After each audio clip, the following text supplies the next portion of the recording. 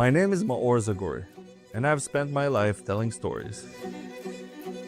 During that time, I've crossed paths with those who truly make a difference in this world. Some call them donors, others angels. I simply call them guests. This series delves into the lives of those who choose to give.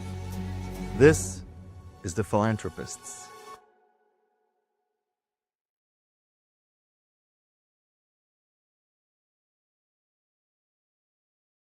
A few things about Monette Malewski. First of all, you were born in Switzerland Yes, I was. in a labor camp. Yes, I was. Okay, Nobody believes that there were labor camps in Switzerland, but there were really? I didn't know actually. hard labor camps And you immigrated to Canada. when I was 5. You're the current chair of Canadian Friends of the Hebrew University. Yes, I am. And I became the first woman it was 70 years, I became the first woman. They didn't have a woman chair before me, so that's a pretty good one. A few awards and honors did you get? Honorary fellowship from the Hebrew University of Jerusalem. Yeah, and I remember that. I was very touched. And I remember at the time when I got it, I always felt that it was the big philanthropists that got things like that. And at the time it was the head of the university was Ben Sassoon, and he said to me, "This is the place where we honor the pillars." Wow. And so that always stayed with me as being a pillar. And it was very important. So that's, and usually when you go to those ceremonies, most of the people that are honored are really the pillars of the university, which is very, very important. Including yourself. Yeah. Can you tell me about the time you were a recipient of the Queen Elizabeth II Diamond Jubilee Medal? What's that? So it was the Queen's 60th anniversary. Wow. And she, all over the world, she gave every country that was part of the Commonwealth medals to give out, but it was the communities that had to pick. Like people from Alberta picked from Alberta, Montreal. And the ironic part is my name was submitted by the military in Quebec. Wow. So I go, how did I get named by the military? But I'm very good friends with somebody who was head of the helicopter Air Force in Canada, and his wife, and they had the right to pick community leaders. Wow. So he put my name in, and I ended up having a military ceremony when I received the award, which was really quite something. Well, that's indeed a great honor. Yeah, it was. It was a great honor. Wow. You know, you're a Holocaust survivor. I am. So that's quite a victory.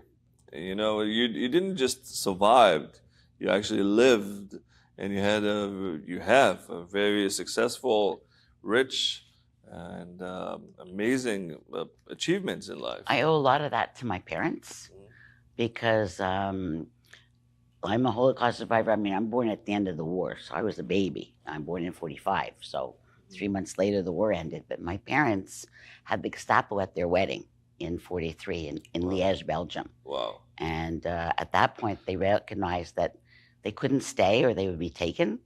And there were no borders that were open at that point, pretty well closed. So them and my uncle climbed the Alps, very much like The Sound of Music. Yeah. They climbed the Alps to go to Switzerland, and the Swiss was kept neutral by the Germans on purpose because it was laundering their money, and it was a way of also keeping art that they stole. So it wasn't because the Swiss wanted to stay neutral, it's because Germany needed a place to keep them neutral. So the Swiss ended up making labor camps.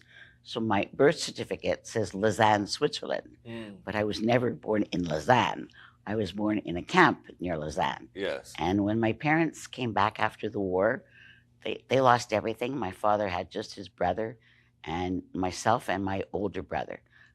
We came back to Belgium and we found a nephew that became like my brother. He was 12 years old at the time. He was hidden by a Catholic family that we knew very well. Wow. While his parents were taken on the train. Chasidei Umot Olam. Yeah, absolutely. And so, but my father did something very different. My mother tells me, I was too young to know. He locked himself up in a room for 30 days. And he basically left her with me and my brother and my uncle. And when he came out, he said, life is for the living You have to live every day to the maximum you can because you don't know what tomorrow is going to bring.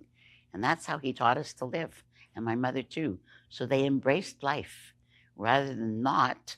They embraced it. We knew all the stories, it wasn't hidden from us. But their resilience and their courage to start a whole new life in Canada with nothing. They had no papers because they weren't born in Belgium. They came to Belgium. They weren't citizens of anything. Yep. So they came to Canada. Canada wouldn't really let us in, but my father took a picture of the family to the Ministry of Immigration at the time in Winnipeg in the middle of winter. I don't know how that happened. And he showed a beautiful family and said, we'll make good citizens. Wow. And they stamped it, and there we were. And Wow. we went to Montreal because it was French. How do you see Hebrew University role in addressing global challenges, for example? So I think that we have a big impact in the world. We're one of the top 100 universities in the world. We're the top in Israel, according to not Israelis maybe, but in when we look at the Shanghai, when we look at all the listings. Yes. It was a school, also a university that was started, most people don't know, by Albert Einstein and Freud and Weizmann and Buber, and they put the first stone in 1918. Wow. And the key is that they knew that Germany was not going to be long for them.